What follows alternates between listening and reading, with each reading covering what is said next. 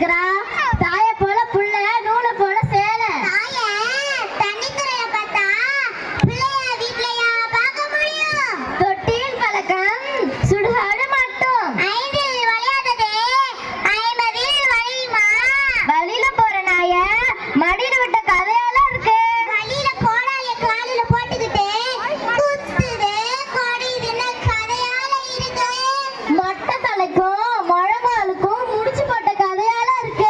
தென்னை மரத்துல தேள் கொட்டுனா பனை மரத்துல நெறி ஏறின கதையால இருக்கு.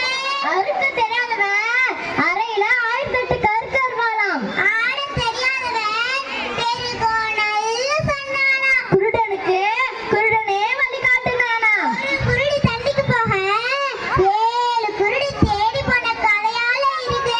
பணம் என்றால் பிணமும் வாய பிணக்குமா. நல்ல மாட்டுக்கு ஒரு சூடு, ஒரு பானை சோற்றுக்கு ஒரு சோறு பதமாம். எறும்பு ஊற ஊற கல்லும் தேயுமா.